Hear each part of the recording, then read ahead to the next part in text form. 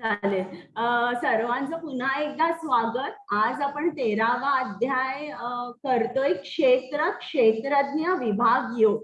क्षेत्र म्हणजे काय, क्षेत्रज्ञ म्हणजे काय, हे डिटेल मध्ये मी सांगणार आहे तुम्हाला, बरं का. तर आता अध्याय सुरू करण्या अगोदर ज्यांच्या आनंदासाठी मी तुम्हाला भगवद्गीता समजावून सांगते आणि ज्यांच्या आनंदासाठी तुम्ही भगवद्गीता ऐकताय, त्या श्री श्री राधा गोविंदांना आपण जिकडनं आहोत तिकडनं साष्टांग नमस्कार करूया. त्याचप्रमाणे कृपामूर्ती श्रील प्रभुपाद, ज्यांनी आपल्यासाठी भगवद्गीता सोप्या शब्दात लिहून ठेवलेली आहे आणि ज्यांच्यामुळे हा उपक्रम चालू आहे, त्या श्रील प्रभुपादांना सुद्धा दंडवत प्रणाम. त्याचप्रमाणे नामानिष्ठ प्रभूजी, ज्यांनी या स्लाइड्स तयार केल्या, प्रेमा माताजी, ज्यांनी मला ट्रेन केलं, त्या दोघांनाही माझा साष्टांग नमस्कार.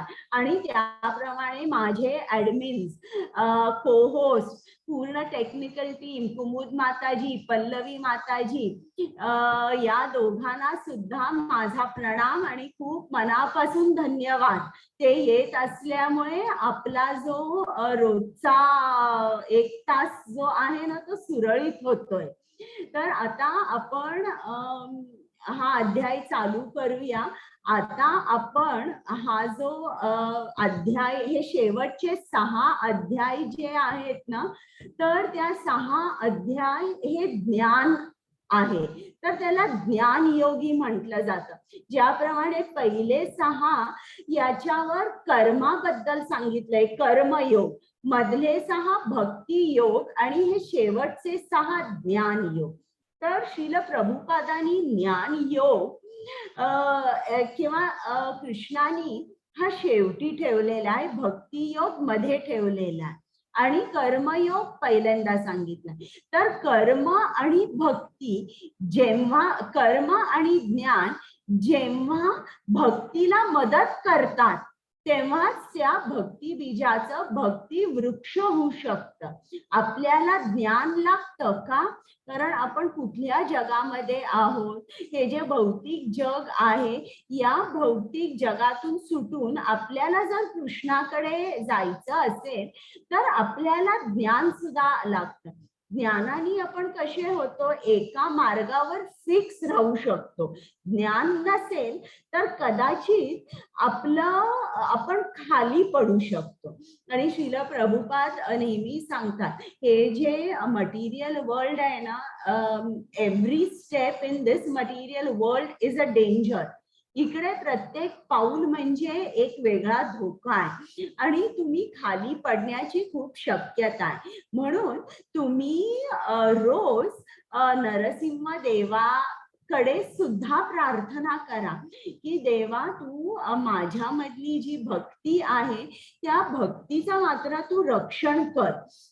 आता तुम्हाला जर असं झालेलं आहे का कधी की आपण एखादी भक्ती म्हणजे काही असेल, एखादं स्तोत्र वाचन असेल किंवा तुम्ही काहीतरी असं म्हटलं असेल, बाबा मी दर गुरुवारी अमक्या अमक्या मंदिरात जाईन किंवा सोमवारी, हे आपण करतो, पारायण करतो, अनेक महात्म्य वाचतो, पण आपल्याला असं होतं का कधी कधी की ते आपण करतो पण हळूहळू त्याची जी इंटेन्सिटी आहे ना, ती कमी कमी होते आणि मग काही 2-4 वर्षांनी ते आपण बंद करतो. तर असं झालंय का तुम्हाला? मला सांगा बरं. अनम्यूट करता येत आहे ना तुम्हाला?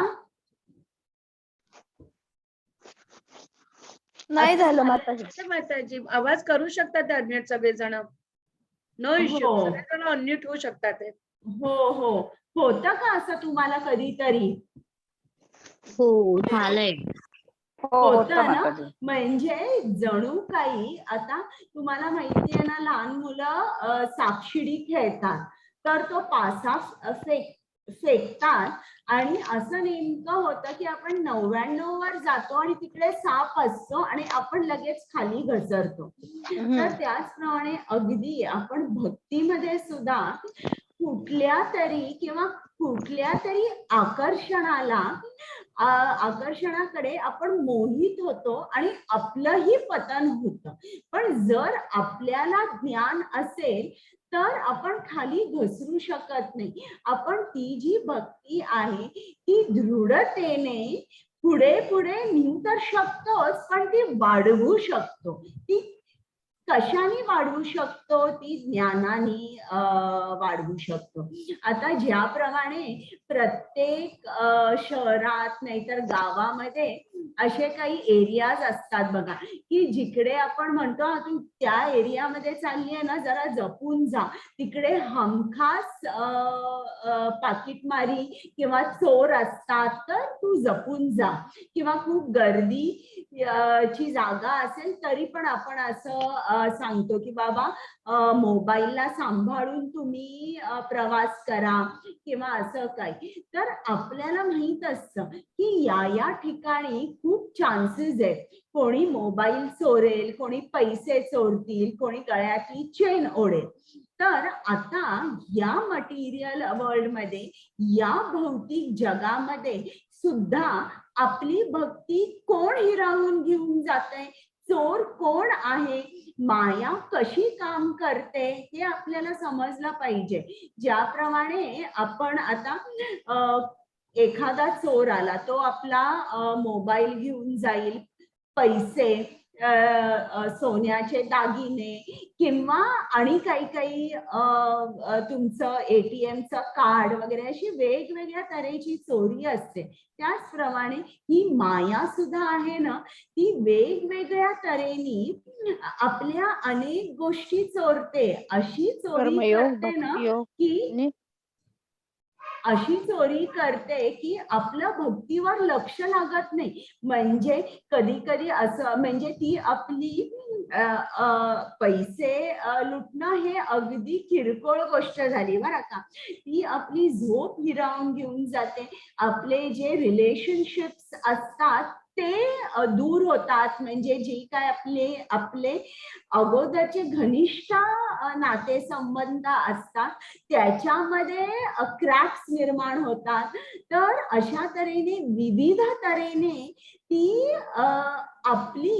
आपलं जे सुख आहे की ज्याच्यात आपण म्हणत असतो की या गोष्टीत माझं सुख आहे, तेच ती हिरावून घेऊन जाते.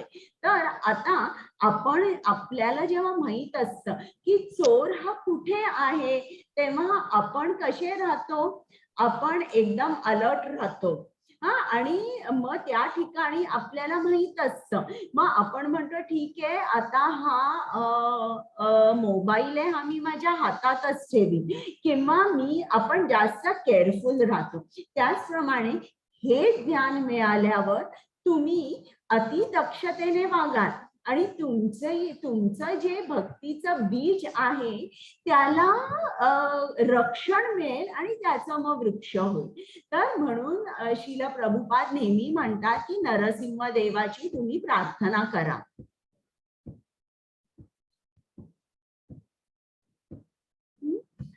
आता हे मी सांगितलेलं आहे. पल्लवी माताजी वाचता? माताजी, प्रश्न आहे, जर भक्ती हा कळस असेल तर शेवटच्या 6 अध्यायात ज्ञान का मांडले आहे? तर त्याचे उत्तर आहे, खरे तर संपूर्ण भगवद्गीता ही भक्ती आहे. 1 ते 6वा अध्याय कर्मातून भक्ती कशी मिळवायची यावर चर्चा करतात. शेवटच्या 6 मध्ये ज्ञानाद्वारे ते कसे मिळवायचे याचे वर्णन केले आहे आणि मधले 6 अध्याय भक्तीची चर्चा करतात.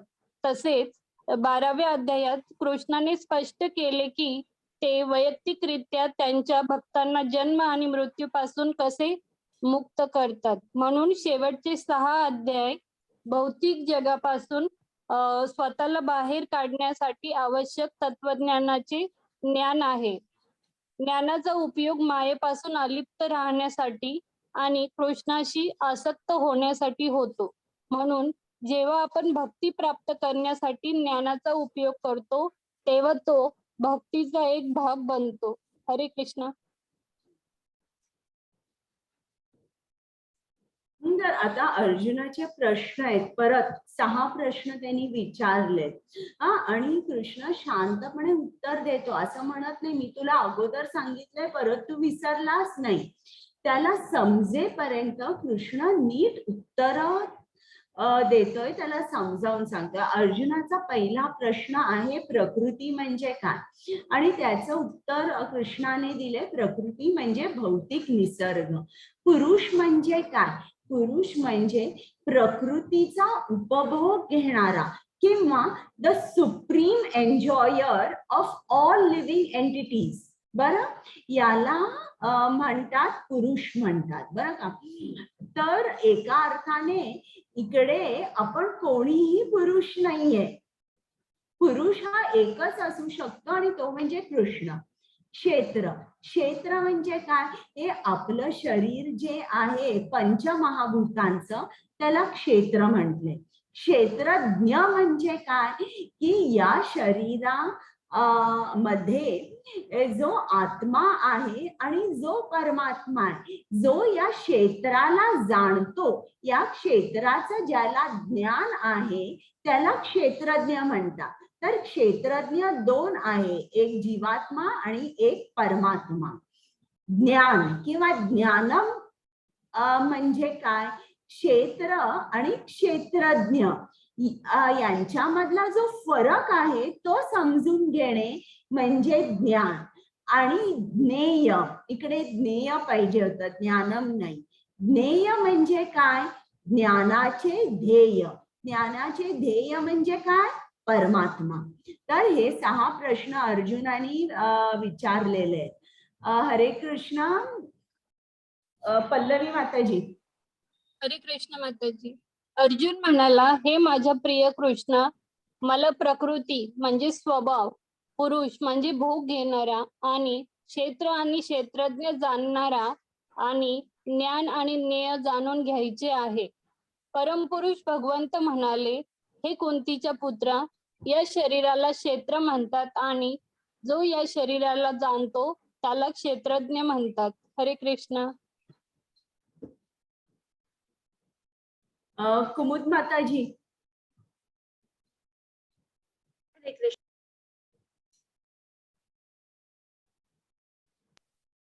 सॉरी. क्षेत्रज्ञं चापि मां विद्धि सर्वक्षेत्रेषु भारत. क्षेत्र क्षेत्रज्ञ योग ज्ञानम यतज्ञानम मतं मम. हरे कृष्ण. हरे कृष्ण. हे भारत, मी सर्व शरीरांमधील सुद्धा क्षेत्रज्ञ असल्याचे तू जाण, आणि हे शरीर आणि त्याच्या क्षेत्रज्ञाला जाणणे म्हणजे ज्ञान होय, हे माझे मत आहे. हरे कृष्ण. आता क्षेत्र म्हणजे आपलं शरीर, क्षेत्रज्ञ म्हणजे जो शरीराला जाणतो. तो कोण शरीराला पूर्णपणे जाणतो, जीवात्मा आणि परमात्मा. आता आपण या शरीराबद्दल डिटेल मध्ये बोलणार आहोत बरं का. आता आपला जो देहवान असतो तो 3 स्तरांवर असतो. खरं तर 4 स्तरांवर असतो, पण 3 स्तर आपल्याला माहित असतात. ते 3 स्तर कोणते, आता जेव्हा आपण पूर्ण जागे असतोय बघा, हा माणूस पूर्ण जागा आहे, तेव्हा आपल्याला सगळं काही माहित असतं. आजूबाजूला काय चाललंय, आपल्या काही इच्छा असतात, तर आपल्याला त्या सगळ्या आपण त्याच्याबद्दल आपल्याला माहिती असते. आणि तेव्हा ते सर्व आत्मा आणि परमात्मा हे सुद्धा बघत असतात काय काय चालू आहे. आणि आता इकडे बघा, हा जो माणूस आहे हा त्याच्या मैत्रिणीचा विचार करतोय किंवा त्याच्या बिझनेसचा सुद्धा त्याच्या मनामध्ये विचार चालू आहे. आता हा एक देहभानाचा स्तर झाला जेव्हा आपण शुद्धीवर आहोत. मग आपण झोपतो. आता झोप सुद्धा 2 प्रकाराची असते. एक झोप अशी हलकी असते आणि दुसरी गाढ झोप असते. तर जी हलकी झोप असते त्यामध्ये हे जे स्थूल शरीर आहे ना, ते स्थूल शरीर काम करत नाही, ते पूर्ण विश्रांती घेत असतं. पण सूक्ष्म शरीर म्हणजे मन, बुद्धी आणि अहंकार, हे जे सूक्ष्म शरीर असतं ते अजूनही कार्यरत असतं, म्हणून आपल्याला स्वप्न पडतात. मग या स्वप्नामध्ये आता या माणसाला हीच बाई दिसते, त्याला ऑफिस मधलं काय काम लक्षात आहे आणि ही बाई मात्र या स्वप्नामध्ये अगदी त्याच्या मनामध्ये खोल बसलेली आहे बरं का. तर इकडे या स्थितीमध्ये जेव्हा स्थूल शरीर काही काम करत नाही, सूक्ष्म शरीर काम करत असतं, तेव्हा हे आत्मा आणि परमात्मा हे साक्ष असतात, ते बघत असतात. मग जेव्हा एकदम गाढ झोप लागते तेव्हा सूक्ष्म शरीर सुद्धा काम करत नाही, स्थूल सुद्धा करत नाही, पण त्यावेळेला सुद्धा आत्मा आणि परमात्मा या दोघांनाही या शरीराची पूर्ण जाणीव असते. आणि यात हे 3 स्तर आपल्याला माहित असतात. आणि चौथी जी 4th लेवल किंवा 4th स्टेज असते त्याला तुरिया अवस्था म्हणतात. या तुरिया अवस्थेमध्ये तुमचं मन, तुमचं शरीर, मन म्हणजे तुमचं सूक्ष्म शरीर, तुमचं स्थूल शरीर, तुमचा आत्मा, हे सगळेच शुद्धीवर असतात म्हणण्यापेक्षा की तो जो आत्मा असतो त्याला समजतं की मी हे शरीर नाही आहे, मी आत्मा आहे. म्हणजे या अवस्थेमध्ये, तुरिया अवस्थेमध्ये, हे जसं मी तुम्हाला इकडे सांगितलं की सूक्ष्म शरीर हे कार्य करतंय, स्थूल शरीर इकडे कार्य करते आणि इकडे स्थूल आणि सूक्ष्म शरीर दोन्ही झोपले. तिकडे तसं नाही, पूर्ण अवेअरनेस असतो स्थूल शरीराला, सूक्ष्म शरीराला की हे शरीर मी नाहीये, मी या परमात्म्याचा एक अंश आहे. ही जी जाणीव होते ना, ही तुरिया अवस्थेत होते. तर आता आपण पुढे आणि क्षेत्राबद्दल आपण जाणून घेऊया. आता ज्याप्रमाणे इकडे छान उदाहरण दिलंय की सूर्य आहे आणि सकाळ झालीये आणि एक शेत आहे आणि या शेतावर एक शेतकरी काम करतो. या शेतकऱ्याला आपलं जेवढं शेत आहे तेवढंच माहितीये, पण जो सूर्य आहे, पृथ्वीवर असलेलं प्रत्येक शेत त्या सूर्याला माहितीये. तर क्षेत्रज्ञ जो असतो म्हणजे जो जीवात्मा असतो तो असा असतो, या शेतकऱ्यासारखा. त्याला एक शेत माहितीये, पण जो परमात्मा आहे, जो दुसरा क्षेत्रज्ञ आहे, त्याला एकच शरीर नाही, प्रत्येक शरीराची जाणीव असते. आता समजा जर माझा घसा दुखतोय बरं का, मला बोलताना त्रास होतोय, तुम्ही माझ्या शेजारी जरी बसला तरी तुम्हाला माझा घसा दुखतोय हे मी सांगितल्याशिवाय समजणार नाही. समजलं तुम्हाला? तर जो परमात्मा असतो तो प्रत्येक क्षेत्रात काय चालू आहे हे सगळं त्याला माहिती असतं. ज्याप्रमाणे सूर्याला प्रत्येक क्षेत्र पृथ्वीवरचं काय चालू आहे, कुठे कुठलं धान्य लावलंय हे माहित असतं. आता पल्लवी माताजी. हरे कृष्ण. क्षेत्राचे आणि क्षेत्रज्ञाचे हे ज्ञान विविध ऋषींनी विविध वैदिक ग्रंथांमध्ये वर्णित केले आहे. विशेष करून हे ज्ञान सर्व कारण परिणामांसहित वेदांत सूत्रांमध्ये सर्व तथ्यासहित प्रस्तुत करण्यात आले आहे. हरे कृष्ण. आता श्रील प्रभुपाद नेहमी सांगतात बरं का की इस्कॉन म्हणजे not a society of opinions. ISKCON मध्ये आम्ही जे काय सांगतो ते आम्ही असं सांगतो की बाबा हे अमक्या अमक्या ग्रंथामध्ये, अमक्या अमक्या पुराणामध्ये, अमक्या अमक्या उपनिषदा मध्ये हे आलंय आणि ते कोट करतात. मग इकडे कृष्ण असं का सांगतोय की हे क्षेत्राचं आणि क्षेत्रज्ञ यांचे जे ज्ञान आहे हे विविध ऋषींनी ग्रंथांमध्ये वर्णन केलंय आणि ते सुद्धा वर्णन कसं केलंय त्यांनी अनालिसिस करून वर्णन केलेलं आहे, तथ्यांसहित ते प्रस्तुत केलेलं आहे बरं का. तर हे कृष्ण आपल्याला का सांगतोय की हे जे ज्ञान आहे हे ऑलरेडी ऋषी मुनींनी त्याचा अभ्यास केलेला आहे आणि कारण परिणाम यांच्या सहित ते मांडलेलं आहे आणि ते या कन्क्लुजन खाली आले की परिणामामध्ये नेहमी कारण हा उपस्थित असतो किंवा cause is always presented in its effect. आता तुम्हाला एक उदाहरण सांगते की आता समजा जर आपल्या घरी टेबल आहे हा, तर कोणीतरी एक झाड कापलं, ते लाकूड घेतलं आणि त्या लाकडाचं टेबल केलं. तर आता हे जे झाड आहे परिणाम काय झालं की टेबल झालं. ते परिणामामध्ये ते झाड आहे, त्या झाडाचं लाकूड आहे, म्हणजे परिणामामध्ये आपल्याला नेहमी कारण दिसतं. त्याचप्रमाणे आपल्यामध्ये सुद्धा परमात्मा आहे. कृष्ण हा आपला ओरिजिन आहे किंवा हा आपला निर्माता आहे. आपण परिणाम रूपी हे पूर्ण भौतिक जग निर्माण झालेला आहे आणि प्रत्येक सजीवामध्ये कृष्ण आहे. तर इकडे हेच मांडलेलं आहे की कृष्ण हा प्रत्येक सजीवामध्ये स्थित आहे बरं का. हेच आपल्या ऋषीमुनींनी हे ज्ञान मांडलंय.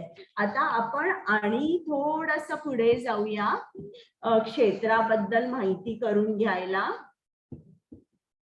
आता जेव्हा आपण सायन्स शिकतो तेव्हा आपल्याला सायन्स मध्ये शिकवलं जातं की तुमचं शरीर कसं आहे. वर त्वचा असते, त्वचेच्या आतमध्ये हाडं असतात किंवा रिब्स असतात आणि त्याच्या आतमध्ये तुमचे जे व्हायटल ऑर्गन्स असतात म्हणजे लंग्स, हार्ट, किडनी वगैरे हे सगळे असतात बरं का. पण हे एक सायंटिफिक मेथड झाला शिकण्याचा. पण आता आपल्या ऋषी मुनींनी त्याच्या पलीकडे जाऊन आपल्याला सांगितलंय की आता बघा, आपल्याला आपल्या एका शरीराबद्दलच माहिती असते, जे आपल्याला आरशात आपण स्थूल शरीर बघतो ते. पण आपल्याला आपले ऋषी मुनी असं सांगतात की तुम्हाला एक नाही, तुम्हाला 5 शरीरं आहेत आणि ती 5 शरीरं किंवा ती 5 आवरण तुमच्या आत्म्याच्या भोवती आहेत. ती 5 आवरण आणि ही जी 5 आवरण किंवा ही 5 शरीरं आहेत, ती 5 शरीरं कोणती आहेत तर त्याबद्दल ते माहिती सांगतात. आणि जेव्हा आता आपण फक्त आपल्या या स्थूल शरीराची काळजी घेतो, मला सांगा बरं तुम्ही स्थूल शरीराची तुम्ही काळजी कशी घेता? कोण सांगेल मला? हात वर करा, सांगा बरं. एक्सरसाइज करून किंवा पोषक अन्न खाऊन वगैरे. बरोबर मनीषा माताजी. करून हा बरोबर. तर आपण आपल्या शरीराची खूप चांगल्या तऱ्हेने काळजी घेतो, पण इतर 4 शरीरांची काय? आपल्या ऋषीमुनींनी त्या शरीरांची सुद्धा काळजी कशी घ्यायची हे थोडक्यात सांगितले ते मी थोडक्यात सांगते जरा का, नाही तर एक तास क्लास फक्त या कोशांवर घ्यायला येतो. तर ही शरीर कशी असतात, एकात एकात एकात अशी ती बसलेली असतात. जशी तलवार जे ज्ञान असतं त्याच्यात बरोबर बसते ना, त्याप्रमाणे ही शरीर एकात एक अगदी फिट बसलेली असतात. हा, तर आता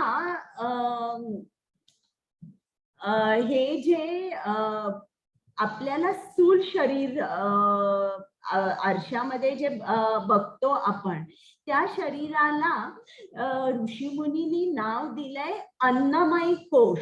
बरं का, अन्नमय कोश या शरीरासाठी आपण चांगलं अन्न, चांगला व्यायाम असं करून आपण हे शरीर एकदम हेल्दी आणि स्ट्रॉंग ठेवतो. आता या अन्नमय आवरणाच्या आत किंवा अन्नमय शरीराच्या आत प्राणमय कोश किंवा हे प्राणमय शरीर असतं. आता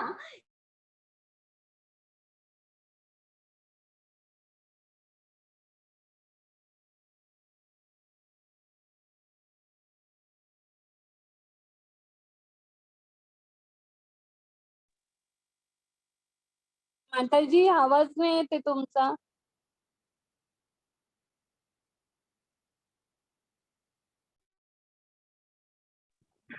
लाईट गेली बहुतेक. माताजी लाईट गेली बहुतेक माताजींच्या इथे.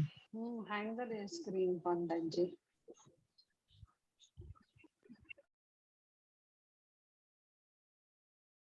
हरे कृष्णा. सर्वजण शांती ठेवा. मी रेकॉर्डिंग पॉज करते.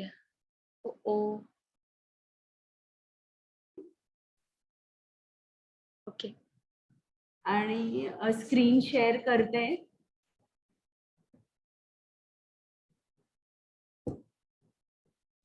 चला, आता अन्नमय कोश झाला. या माताजी पल्लवी अन्नमय माताजींना को-होस्ट बनवाल.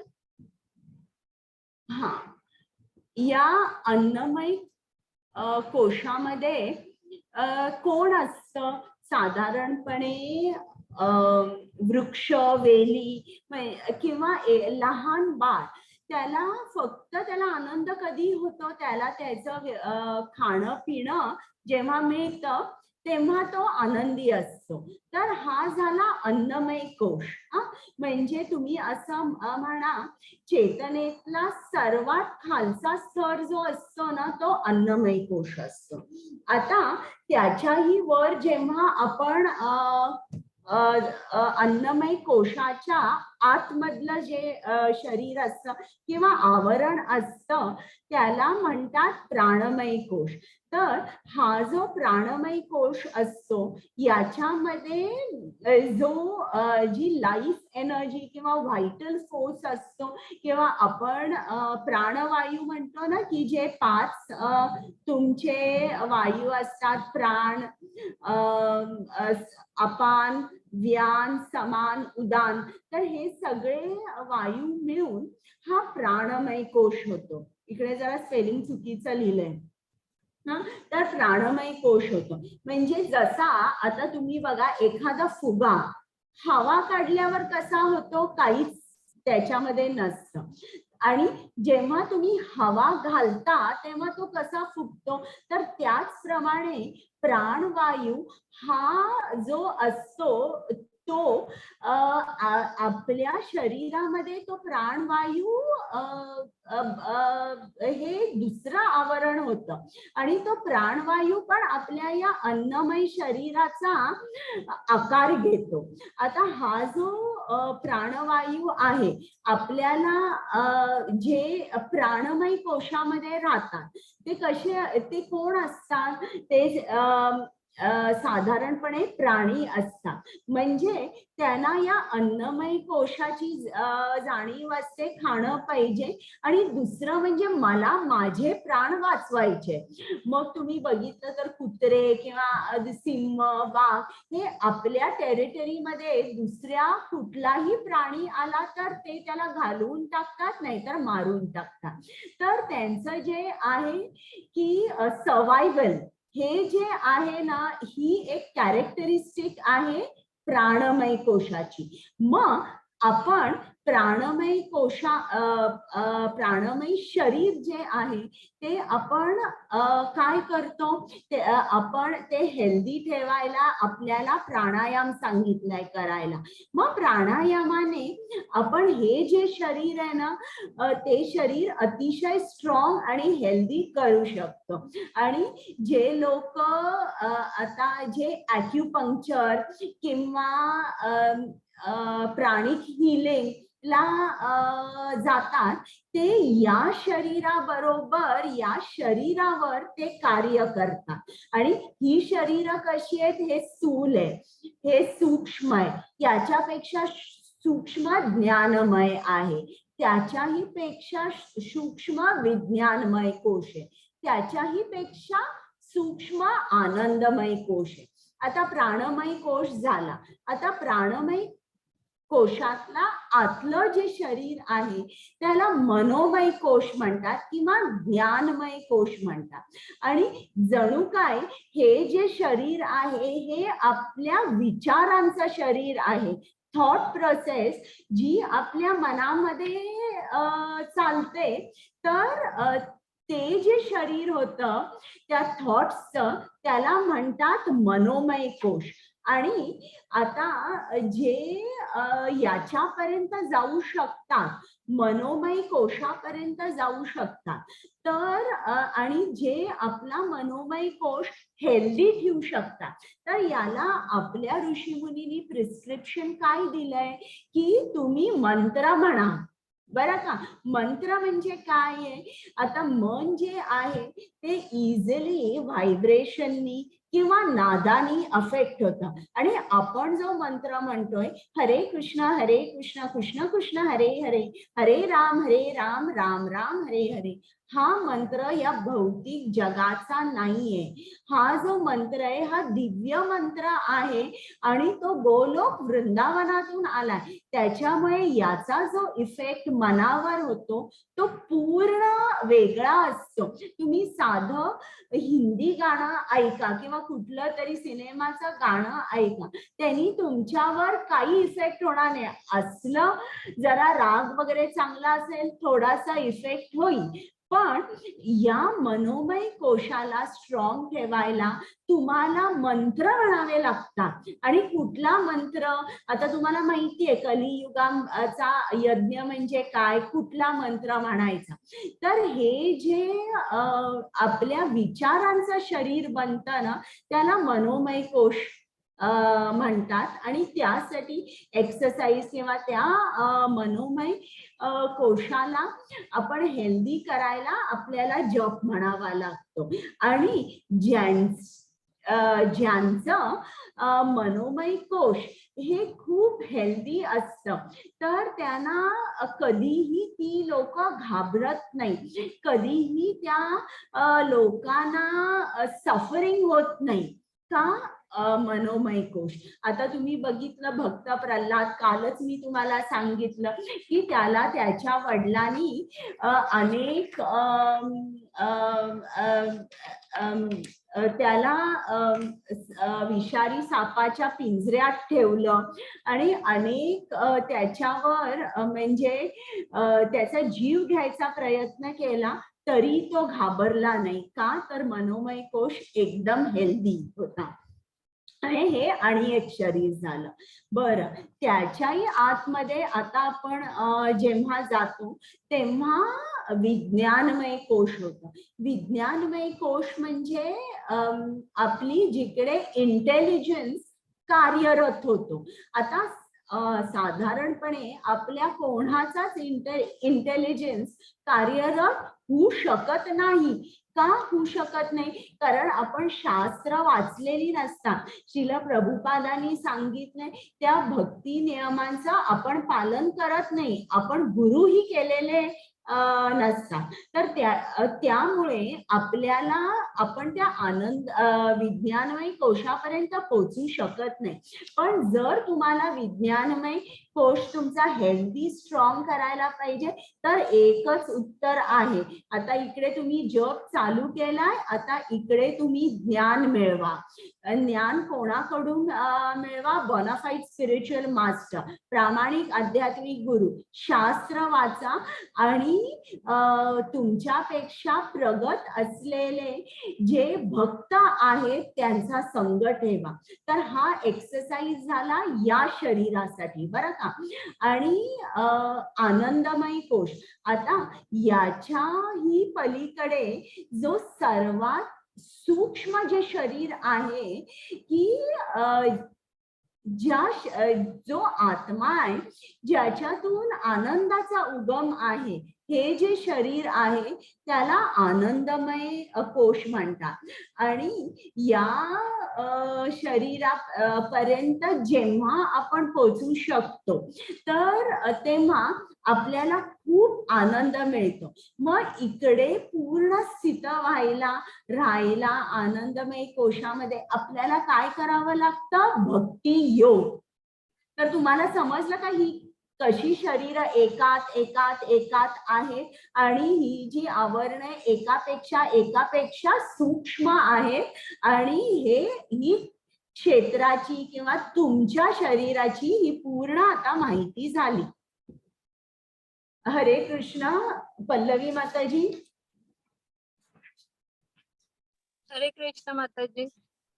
पंचमहाभूते, मिथ्या अहंकार, बुद्धी, अव्यक्त 10 इंद्रिय आणि मन, 5 इंद्रिय विषय, इच्छा, द्वेष, सुख, दुःख, समूह, चेतना आणि धैर्य या सर्वांना त्यांच्या विकारांसहित संक्षेपाने क्षेत्र असे म्हटले जाते. हरे कृष्ण. आता क्षेत्र, आता हे अनालिसिस चालू आहे बरं का. हा सांख्य योग आहे थोडासा, की क्षेत्र 24 तत्वांचं बनलं असतं. तर कुठली तत्व तुम्ही काउंट करा बरं का. 5 पंचमहाभूत, मग मन, बुद्धी, अहंकार किती झाले? 8.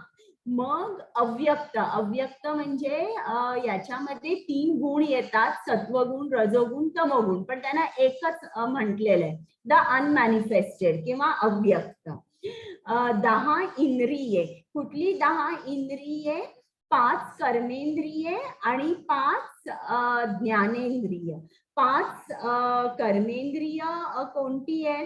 तुमचे हात, पाय, तुमचे व्होकल कॉर्ड्स, मग तुमचं गुदद्वार आणि जनेंद्रिय. ही 5 कर्मेंद्रिय आहे. आणि 5 ज्ञानेंद्रिय कोणती आहे? डोळे, नाक, कान, जिव्हा आणि स्पर्श. तर ही 5 ज्ञानेंद्रिय आहेत. आता डोळ्याने मी बघितलं गुलाबजाम, मला गुलाबजाम खूप आवडतात, मग मी म्हणणार की मला खायला पाहिजे, म्हणजे डोळे ते बघणार आणि सांगणार मनाला. आणि मग ते मनाकडे गेल्यावर मन बुद्धीला सांगणार की आता आपण ही गुलाबजाम ही विकत घेऊया. मग जी बुद्धी आहे ती आपल्या हाताला सांगणार, ठीक आहे आता तू गुलाबजाम घे, इतके इतके पैसे दे आणि घरी येऊन तू खा म्हणून. तर अशा तऱ्हेने ही 5 कर्मेंद्रिय आणि 5 ज्ञानेंद्रिय आहे. आणि आता ही जी आपली इंद्रिय आहेत, त्या इंद्रियांचे जे विषय आहेत बरं का, म्हणजे डोळे, नाक, जिव्हा, कान, स्पर्श, याचे जे 5 विषय आहेत ते 5 विषय कुठेही बाहेर न राहता आपल्या मनातच राहतात. आता उदाहरणार्थ एक मुलगा आहे, त्याला एक मुलगी खूप आवडलेली आहे. आता ती मुलगी त्या मुलाच्या सतत मनात राहते, ती कुठेही बाहेर नसते. एखादा माणूस आहे, त्याला खूप पैसे मिळवायचे, दिवस रात्र तो पैशाचा विचार करतो, ते पैसे कुठेही बाहेर नाहीये, ते पैसे त्याच्या मनातच आहे. तर ही जी 5 इंद्रियांचे विषय आहेत ते सुद्धा जेव्हा तुम्ही बघता ते मनातच राहतात, म्हणून तेही आपल्या शरीरामध्ये काउंट केलेले आहेत.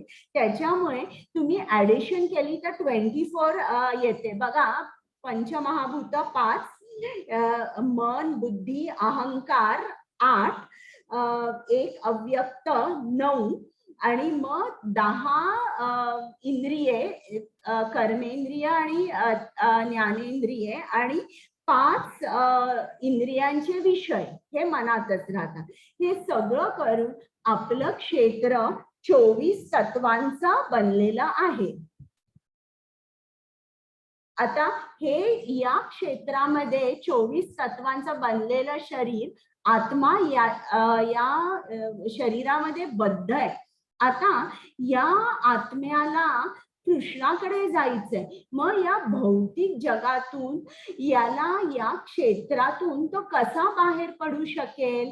तर आपल्याला कृष्णाने सांगितलंय की तुम्ही हे जे गुण आहेत इकडे दिलेले, हे गुण जेव्हा तुम्ही तुमच्यामध्ये आत्मसात कराल, बाळगाल, तेव्हा तुम्हाला सहजपणे माझी प्राप्ती होऊ शकेल. तुम्ही या क्षेत्रातून बाहेर पडू शकता. आता आपण वाचूया ते गुण कोणते आहेत.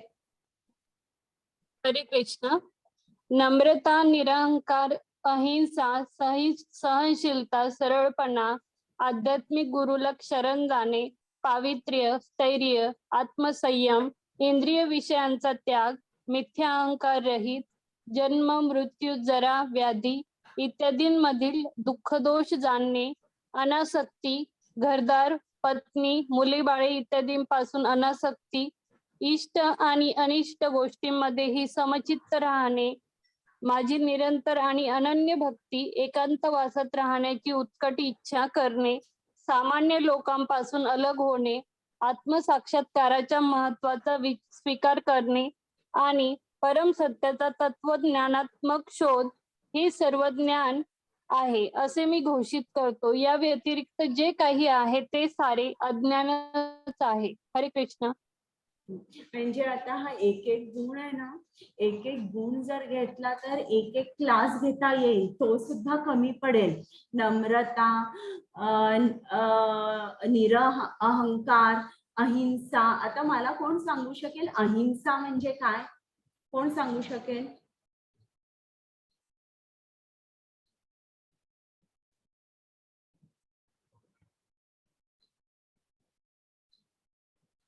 सांगा मनीषा माताजी.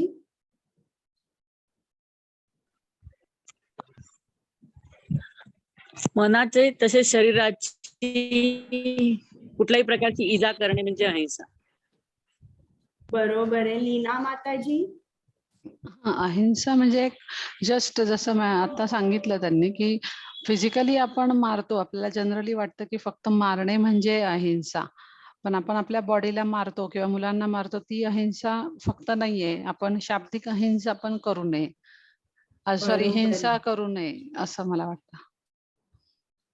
श्रुती माताजी.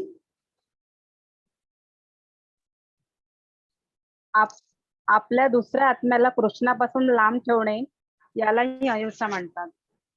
बरोबर सांगितलं तुम्ही. म्हणजे तुम्ही सर्वांनी उत्तर बरोबर दिलंय. पण शास्त्र आपल्याला काय सांगतं की आता तुम्हाला माहितीये की अमका तुमच्या शेजारी तो कृष्णाचा काहीही करत नाहीये, तुम्ही एरवी त्याच्याकडे चांगलं वागताय, खूप घरी बोलवताय त्याला, पण त्याला तुम्ही कधी सांगितलं नाही कृष्ण नामाचं महत्व काय आहे. असं जेव्हा तुम्ही सांगत नाही तेव्हा तुम्ही त्यांच्यावर हिंसा करता. आत्म्याला कृष्णाची जाणीव करून दिली पाहिजे आणि तशी करून देणं म्हणजे अहिंसा. आलं का तुमच्या लक्षात? आणि हे ईशोपनिषद मंत्रामध्ये की जो आत्म्याला कृष्णाची जाणीव करून देत नाही त्याला आत्मा हा म्हटलंय, a killer of the soul. म्हणजे इतकं खोलवर अहिंसाचा अर्थ आहे की आपल्याला आणि इवन स्वतःचा जो आपला आत्मा आहे त्याला कृष्ण भावना न देणे म्हणजे आपण आत्म्याला मारतो. तर हे प्रत्येक खूपच मोठमोठे आहेत. त्यातले काही मी 17व्या अध्यायात 16व्या अध्यायात परत आहे तर तेव्हा मी सांगेन. तर हे PDF मी तुम्हाला जेव्हा पाठवी तेव्हा तुम्ही प्रत्येक काय सहिष्णुता म्हणजे काय, साधेपणा म्हणजे काय हे तुम्ही डिटेलमध्ये वाचा. हरे कृष्ण. हरे कृष्ण. श्लोक नंबर 13. नेय म्हणजे काय याचे मी तुला आता वर्णन करून सांगतो. जे जाणल्याने तू अमृताचे आस्वादन करू शकशील. अनादि आणि माझ्या अधीन असणारे ब्रह्म हे भौतिक जगाच्या कारणांच्या पलीकडे आहे. हरे कृष्ण. म्हणजे इकडे कृष्ण आता काय सांगतोय तो आत्म्याबद्दल सांगणार आहे. ज्ञेय म्हणजे काय? आत्मा म्हणजे ज्ञानाचं ध्येय म्हणजे काय? हे ज्ञेय. ज्ञेय म्हणजे काय? परमात्म्याला जाणणे. हरे कृष्ण. कुमुद माताजी. हरे कृष्णा. सर्वेंद्रिय गुणभासं सर्वेंद्रिय विवर्जितम् असक्तं सर्वभृच्चैव निर्गुणं गुणं भोक्तृ च. हरे कृष्णा. हरे कृष्णा. परमात्मा हा सर्व इंद्रियांचे मूळ उगमस्थान आहे, पण तरीही तो इंद्रिय रहित आहे. तो सर्व जीवांचा पालन करता असला तरी अनासक्तच आहे. तो प्राकृतिक गुणांच्या पलीकडे आहे आणि त्याचबरोबर सर्व प्राकृतिक गुणांचा स्वामीही आहे. हरे कृष्ण. आता हे जे इकडे सांगितलंय याला अचिंत्य भेदाभेद तत्व म्हणतात. Inconceivable potency of the supreme lord. तर इकडे आता काय सांगितलंय बघा की परमात्मा हा सर्व इंद्रियांचे मूळ उगमस्थान आहे, पण तरीही तो इंद्रियारहित आहे. म्हणजे काय? तो सर्व इंद्रियांचा स्वामी आहे आणि त्याला इंद्रिय नाही असं आहे का? असं नाहीये. तो सर्व इंद्रियांचा स्वामी आहे, त्यालाही इंद्रिय आहेत, पण त्याची इंद्रिय दिव्य आहेत. आपली जी इंद्रिय आहे ती पंचमहाभूतांची बनलेली असल्यामुळे त्याला मर्यादा आहे, पण कृष्णाची इंद्रिय दिव्य आहेत. आपण आपल्या तोंडानेच खाऊ शकतो, डोळ्यांनी नाही, पण कृष्णाचं तसं नाहीये. त्याची दुसरी इंद्रिय सुद्धा इतर इंद्रियांची कामं करू शकतात. त्याला जेव्हा आपण नैवेद्य दाखवतो डोळ्यांनी सुद्धा तो ग्रहण करू शकतो, बरं का? तर याचा अर्थ आहे इंद्रिय रहित म्हणजे त्याला आपल्यासारखी भौतिक इंद्रिय नाहीये, दिव्य आहे. तो सर्व जीवांचा पालन करता आहे, तरीही तो कसा आहे? तो अनासक्तच आहे, अनअटॅच्ड, बरं का? म्हणजे याचा अर्थ काय समजायचा? कृष्ण गोलोक वृंदावनामध्ये त्याच्या मूळ रूपामध्ये स्थित आहे आणि तरीही तो आपला पालन करता आहे आणि तो अनासक्त आहे. तरी देखील आपल्या हृदयामध्ये तो स्थित आहे, आपल्या हृदयामध्ये आहे आणि तो फक्त साक्ष म्हणून आहे. तो आपल्या कुठल्याही डिसिजन मध्ये इंटरफिअर करत नाही आणि त्याचबरोबर तो प्राकृतिक गुणांच्या पलीकडे आहे. जे 3 गुण आहेत, रजोगुण, तमोगुण, सत्वगुण, त्यांचा तो नियंता आहे आणि या गुणांच्या पलीकडे आहे. तर आता ज्याप्रमाणे एखादा राजा एकदा विचार करतो की आपल्या राज्यात तुरुंग आहे, तिकडे हे कैदी कसे राहतात ते मी जाऊन बघतो. तर तो तिकडे गेला तुरुंगामध्ये बघायला, तर तो काही कैदी होत नाही, तो त्याच्यावर आहे. त्यांनी ते सगळे नियम तयार केलेले आहेत. तर त्याचप्रमाणे कृष्ण सुद्धा हे 3 गुण त्यांनी तयार केले, पण तो 3 गुणांच्या पलीकडे आहे.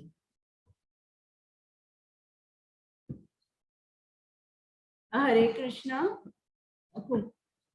कुमुद माताजी.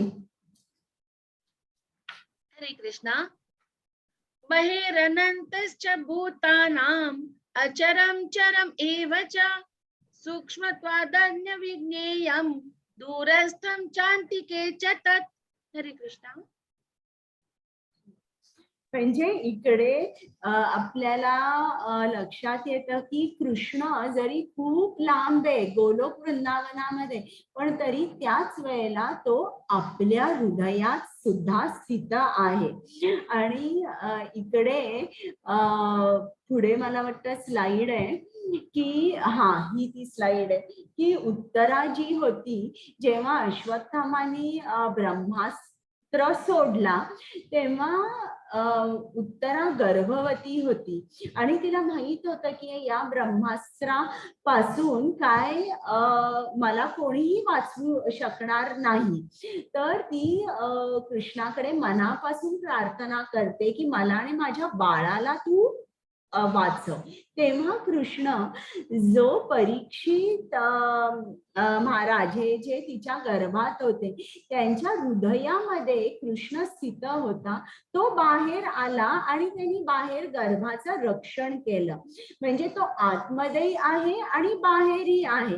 आणि त्याच्यामुळे परीक्षित महाराजांचा जेव्हा जन्म झाला तेव्हा ते एकसारखे इकडे तिकडे बघत होते की मी जो गर्भात असलेला बघितलेला तो दिव्य पुरुष तो कुठे कुठे, म्हणून त्यांचं नाव परीक्षित ठेवलं. म्हणजे एक्झामिनर किंवा जो क्युरियस असतो तो. हरे कृष्ण. पल्लवी माताजी. हरे कृष्ण माताजी. परम सत्य हे सर्व चराचर प्राणी मात्रांच्या अंतरंगात आणि बाहेर आहे. ते सूक्ष्म असल्यामुळे भौतिक इंद्रियांच्या पाहण्याच्या आणि जाणण्याच्या ग्रहण शक्ती पलीकडे आहे. ते जरी अत्यंत दूर असले तरी ते सर्वांच्या जवळही आहे. हरे कृष्ण.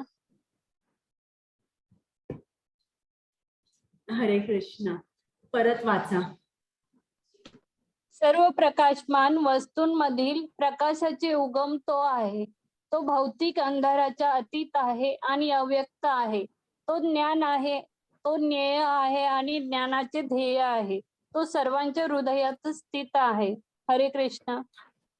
तर आता इकडे काय सांगितलंय की सर्व प्रकाशमान ज्या वस्तू आहेत तर त्यांच्यामधला जो प्रकाश आहे, सूर्याचा प्रकाश, चंद्राचा प्रकाश, त्याचं उगमस्थान कृष्ण आहे. तर आपण कधीही कृष्णापासून पळून जायचा प्रयत्न करू नये. एक लक्षात ठेवा की जे काही प्रकाशमान, जे काय आपली जी दृष्टी आहे, आपल्याला विजन का आपण बघू शकतो प्रकाशामुळे, तर आपल्या दृष्टीमागे सुद्धा कृष्ण आहे.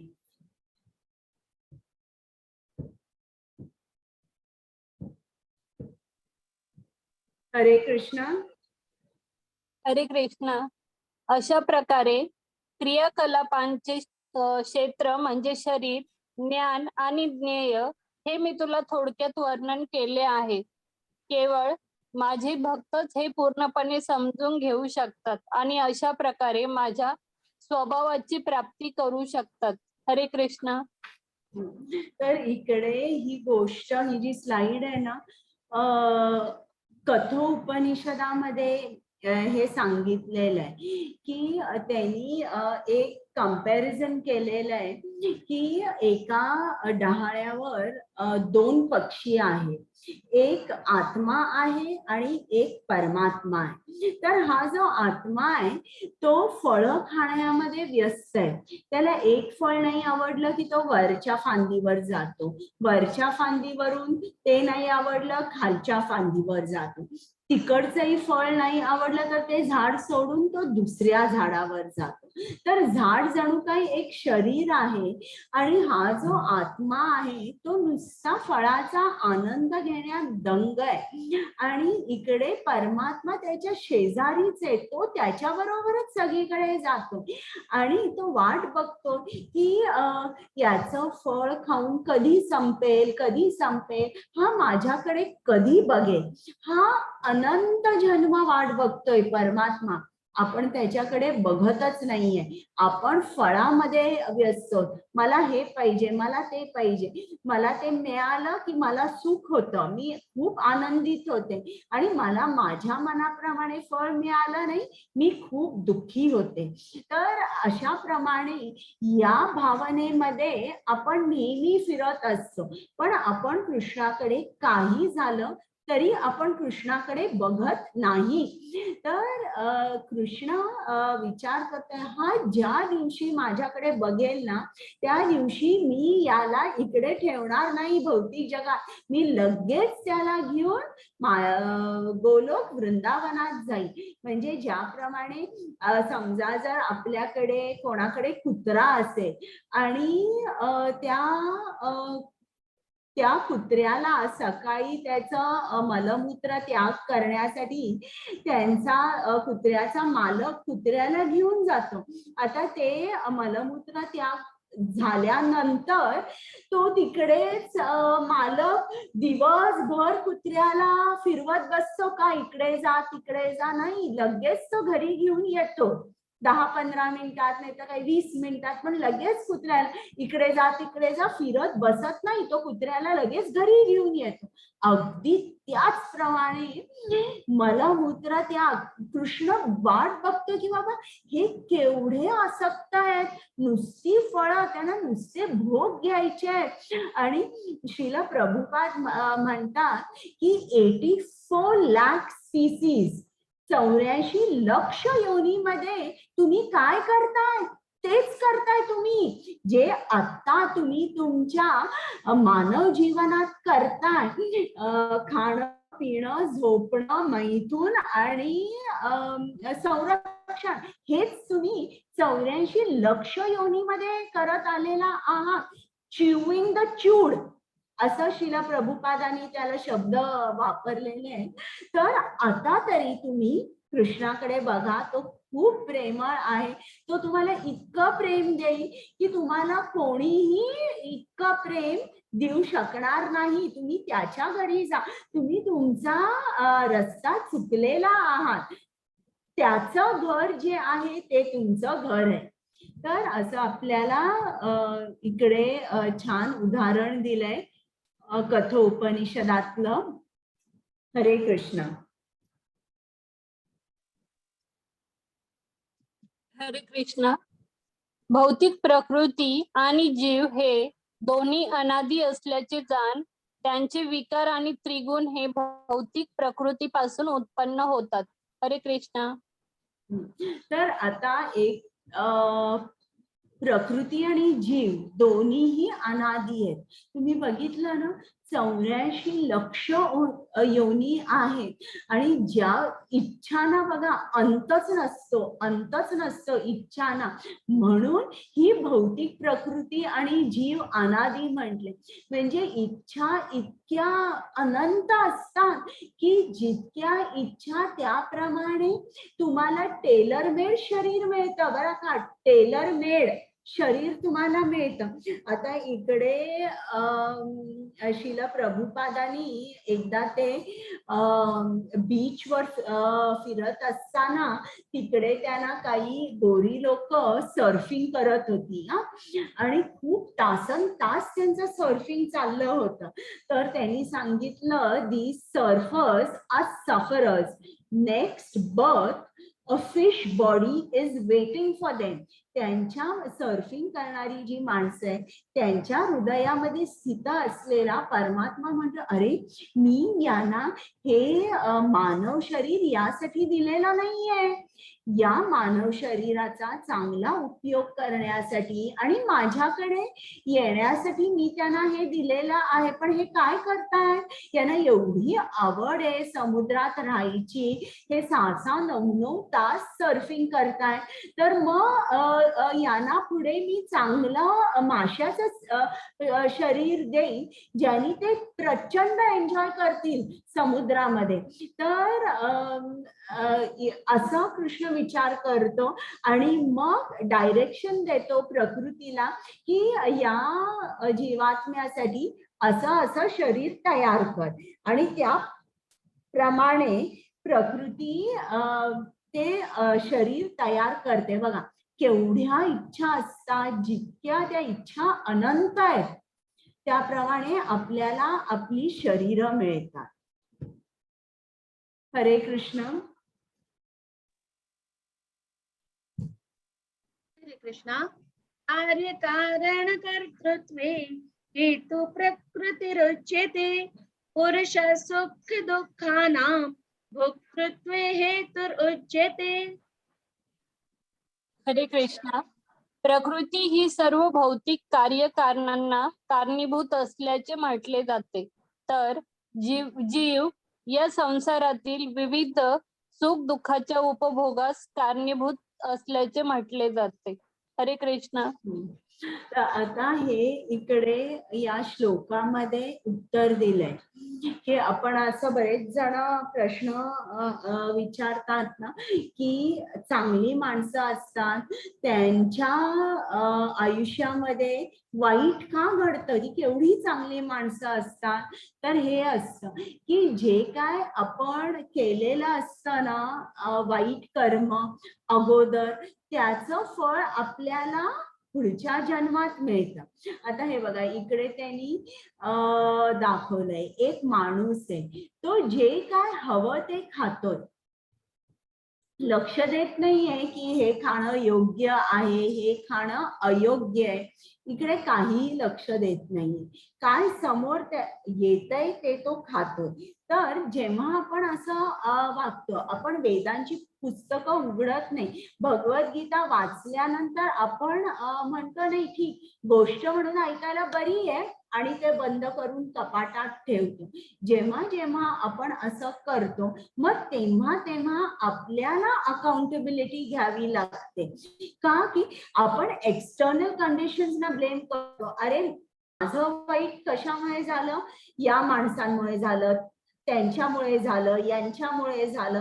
सगळी आपल्या भोवती जी लोक असतात त्यांच्यावर आपण बोट दाखवतो पण आपल्या स्वतःवर कधी दाखवत नाही. लक्षात ठेवा की जेव्हा तुम्ही कुठलंही चांगलं काम करता, चांगलं कर्म करता, तेव्हा चांगली बी तुम्ही पेरता. आता एक बी पेरल्यावर तिचं झाड यायला आणि फळं द्यायला एक टाइम पिरियड असतो.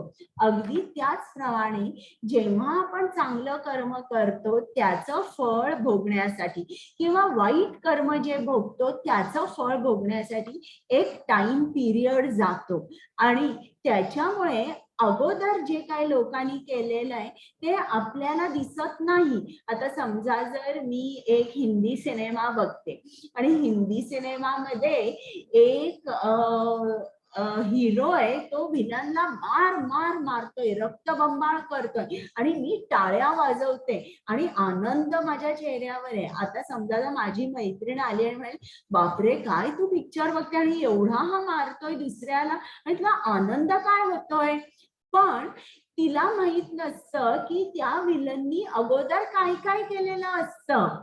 ज्याला मार मिळतोय त्यांनी अगोदर काय काय केलेलं असतं, पण मला माहितीये कारण मी तो पूर्ण सिनेमा बघितलाय. अगदी त्याचप्रमाणे आपण एखादी घटना समोर बघतो, पण त्याचं जे अगोदर जे काय केलेलं असतं ते आपल्याला दिसत नाही, आपण जाणू शकत नाही.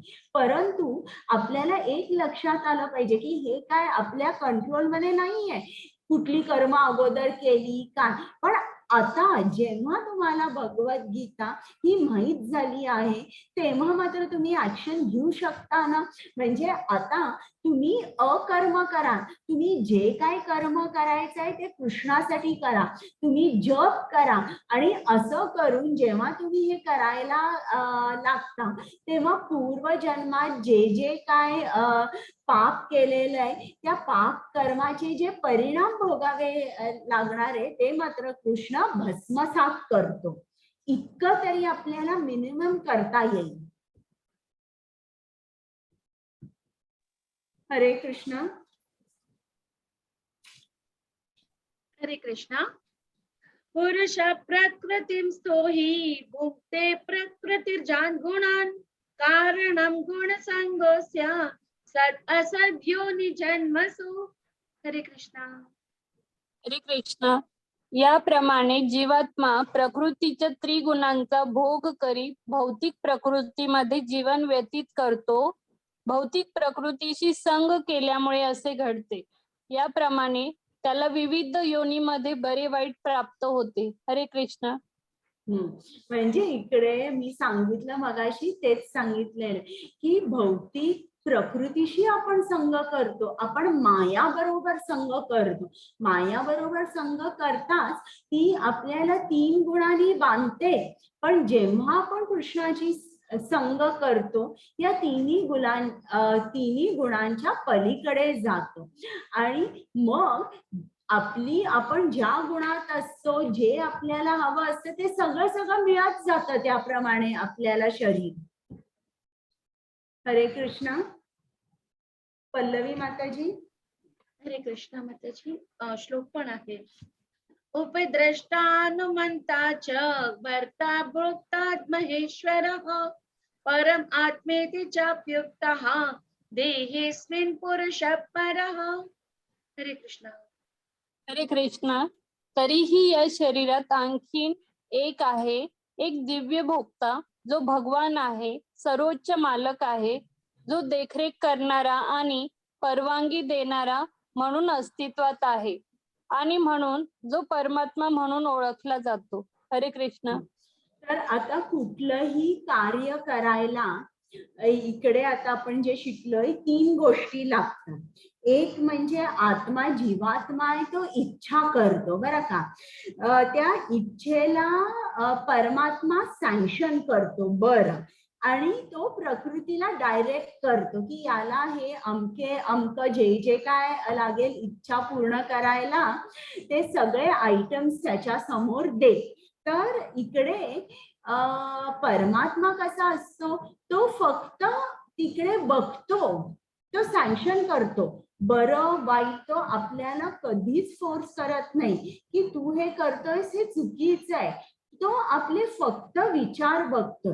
ठीक आहे, तुला भौतिक जगाची इतकी आवड आहे ना, तू राहा भौतिक जगामध्ये, तू खूप एन्जॉय कर भौतिक जगामध्ये, तुझी इच्छा आहे ना ती पूर्ण होऊ दे. पण जी एन्जॉयमेंट आहे ती कधीच अनअलॉइड एन्जॉयमेंट ही कधी या मटेरियल या भौतिक जगात असू शकत नाही. त्याची दुसरी सुद्धा बाजू असते ज्याला आपण सफरिंग म्हणतो. म्हणजे एन्जॉयमेंट आणि सफरिंग. अनअलॉइड एन्जॉयमेंट ही या भौतिक जगात नसते. कारण कृष्णाने स्वतः सांगितलं की हे भौतिक जग म्हणजे दुःखालयम अशाश्वतम. आता आपला होतोय ना 5 मिनिटात.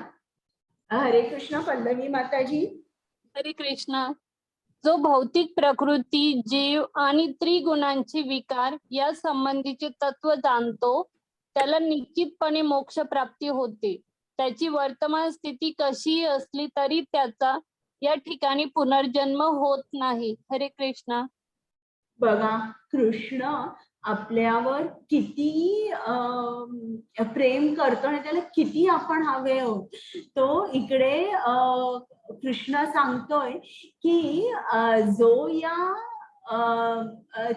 त्रिगुणाचे तत्व जाणतो, 3 गुणांच्या पलीकडे जातो, त्याला मोक्ष प्राप्ती होते.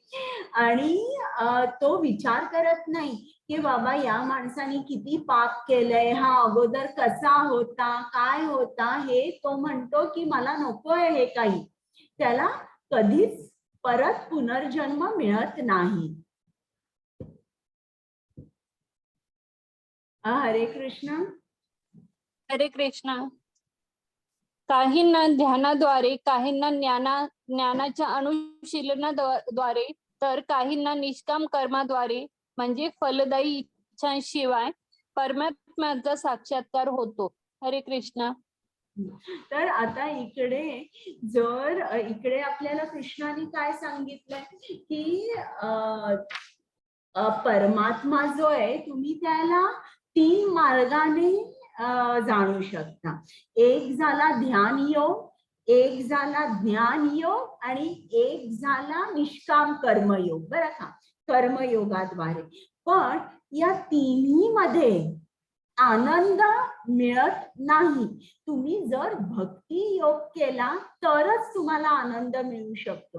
म्हणजे कृष्णाचं सच्चिदानंद रूप जे आपण म्हणतो, या तिन्हीचाही अनुभव आपल्याला केव्हा मिळतो, जेव्हा आपण भक्ती योग करतो. जे ध्यान योग करतात त्यांना कृष्णाचा सत आणि चित, सत म्हणजे अविनाशी आणि चित म्हणजे ज्ञान, या दोन्ही रूपाची त्यांना जाणीव होते. आणि जे ज्ञान योग करतात त्यांना फक्त सत रूपाची जाणीव होते. पण जे भक्ती योग करतात ते सत, चित आणि आनंदापर्यंत ते जाऊ शकतात. हरे कृष्ण.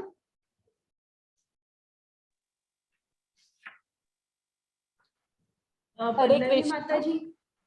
हो माताजी, आता डिस्प्ले झाली स्क्रीन. हरे कृष्ण. पुन्हा असे काही लोक आहेत जे आध्यात्मिक ज्ञानात परिचित नसले तरी इतरांकडून ऐकून परम पुरुषाची पूजा करू लागतात. अधिकाऱ्यांकडून ऐकण्याच्या त्यांच्या प्रवृत्तीमुळे ते जन्म मृत्यूचा मार्गही ओलांडतात. हरे कृष्ण. म्हणजे आता समजा जर एखादा मुलगा असेल तर तो त्याच्या मित्राला काय म्हणेल की चल आता आज मी इस्कॉन मध्ये चाललोय, इकडे अमके प्रभूजी आहेत ते भागवतमचं लेक्चर चालू करणार आहे, चल आपण जाऊया. आणि काय फक्त रविवारी जायचं, तू काय करतोयस रविवारी?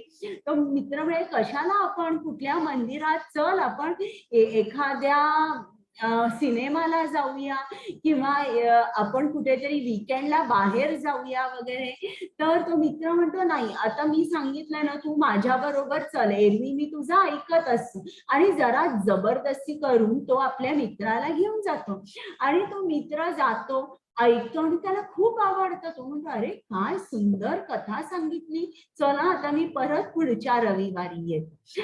असं करून तो जातो, कथा ऐकतो, त्याला परमात्म्याचं ज्ञान मिळतं आणि याच्यामुळे तो जन्म मृत्यूच्या चक्रातून बाहेर पडतो. आता कृष्ण हे बघत नाही की हा कसा आलाय, याला माझ्याबद्दल काही प्रेम नव्हतं, याला यायचंच नव्हतं माझ्याकडे, याला सिनेमा बघायचा होता, याला वीकेंडला जायचं होतं. तो असं बघत नाही, तो आलाय ना, कृष्ण त्यांना वेलकम करतो आणि त्यांना सुद्धा जन्म मृत्यूच्या चक्रातून सोडवतो.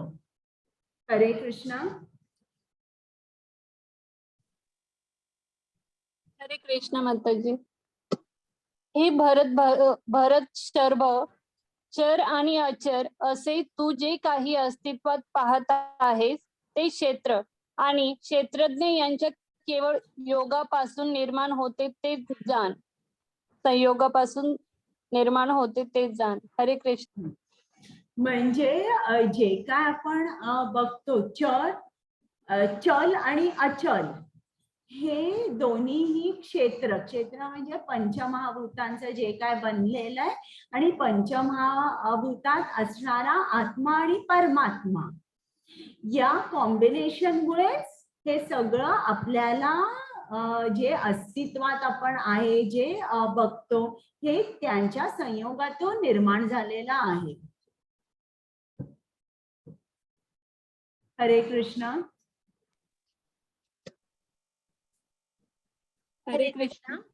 समं सर्वेषु भूतेषु तिष्ठन्तं परमेश्वरं विनश्यस्त्वं विनश्यन्तं यः पश्यति स पश्यति. हरे कृष्ण. हरे कृष्ण. जो मनुष्य सर्व देहांमध्ये जीवात्म्याला साथ देणाऱ्या परमात्म्याला पाहतो आणि तो जाणतो की नश्वर देहामधील आत्म्याचा आणि परमात्म्याचा कधीही विनाश होत नाही, तो यथार्थ रूपाने पाहतो. हरे कृष्ण. म्हणजे याला म्हणतात विजन ऑफ नॉलेज किंवा याला ब्रह्मभूत स्थळ म्हणतात. प्रत्येक भूतामध्ये ब्रह्म दिसतो, प्रत्येकामध्ये तो स्थित आहे. कोण स्थित आहे? आत्मा आणि परमात्मा. आणि एखादा जो ज्याला ही दृष्टी असते, ज्ञानाची दृष्टी असते किंवा ज्ञान चक्षु असतात, तो कधीच म्हणत नाही एखादा चांडाळ आहे, एखादा अशिक्षित आहे किंवा हा वाघ आहे, अरे या आत्म्याला ती वासना होती म्हणून त्यांनी असे कपडे घातलेले आहे. तर याला म्हणतात की त्याला ज्ञान चक्षु आहे किंवा विजन ऑफ नॉलेज. हरे कृष्ण.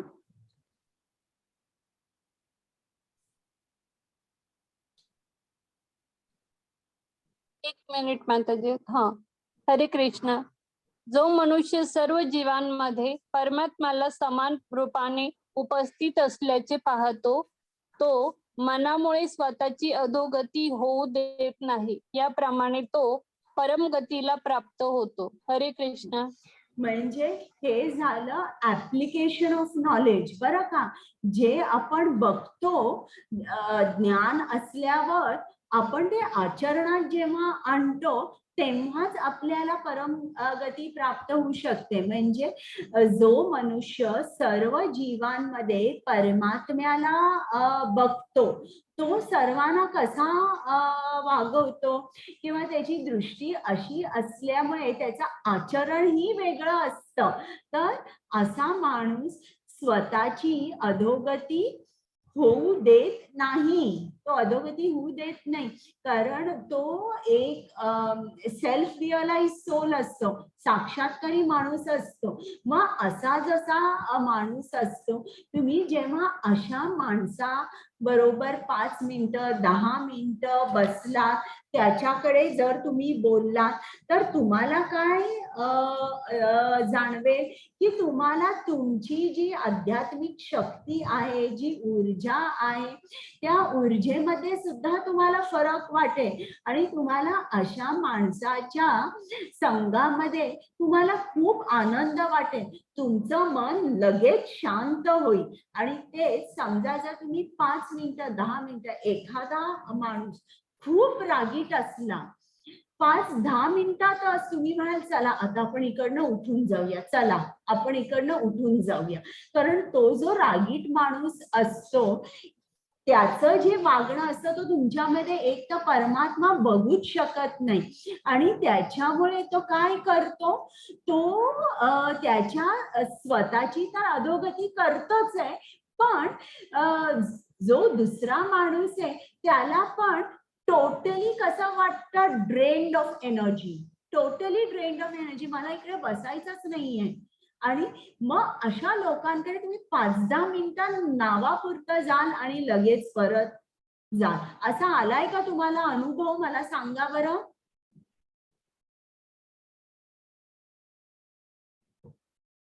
आलाय अनुभव?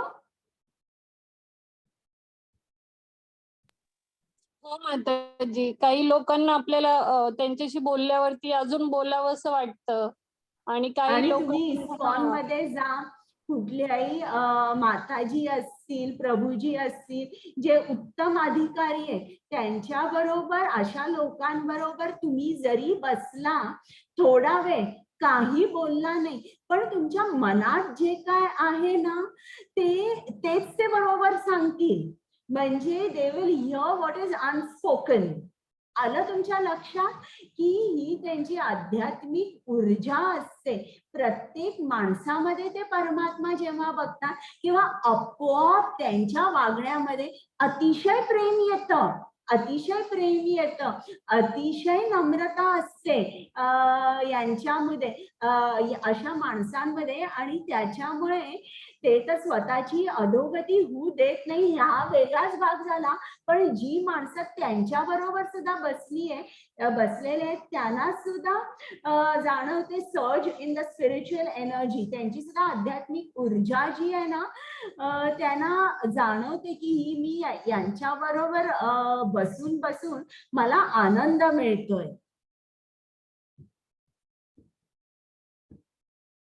हरे कृष्ण. पल्लवी माताजी. माताजी आधीची स्क्रीन आहे, अजून डिस्प्ले नाही झाली.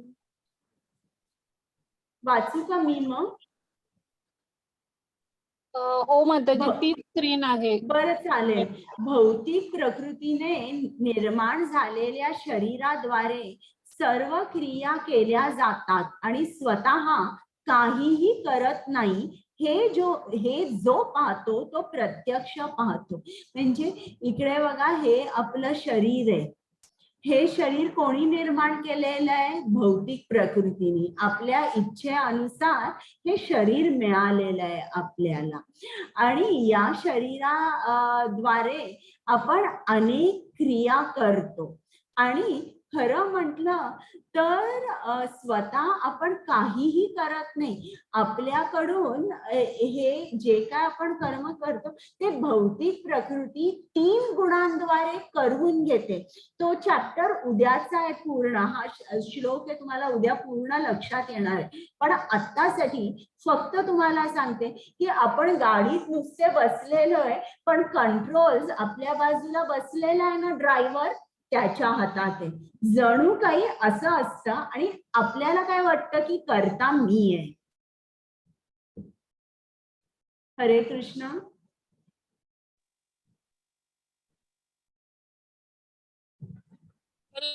पल्लवी माताजी दिसतंय?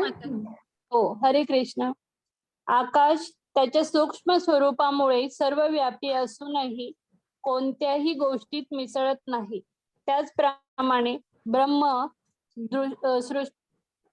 दृष्टीत स्थिर असलेला आत्मा त्या शरीरात वसलेला असला तरी शरीरात मिसळत नाही.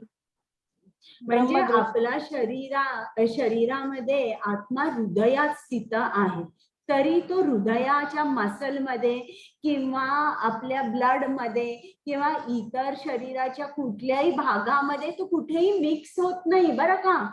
तो पूर्ण, तो सूक्ष्म तर आहेच, पण तो कुठल्याही मसल मध्ये किंवा रक्तामध्ये असा एम्बेडेड नाही आहे. म्हणजे तो पूर्ण शरीरात असून तरी शरीराच्या द्रव्याबरोबर मसल्स बरोबर मिसळलेला नाहीये. हरे कृष्ण.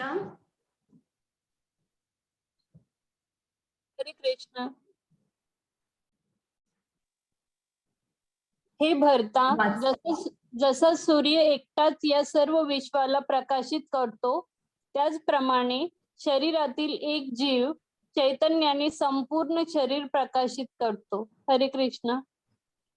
म्हणजे आपला आत्मा हृदयामध्ये स्थित आहे, पण त्या ज्या आत्म्याचा जो गुण आहे, जी चेतना आहे, ती पूर्ण शरीरभर पसरलेली आहे बरं का. इकडे जसं त्यांनी पिक्चर मध्ये दाखवलं की आत्मा हृदयात स्थित आहे, पण त्याची जाणीव पूर्ण शरीरावर होते.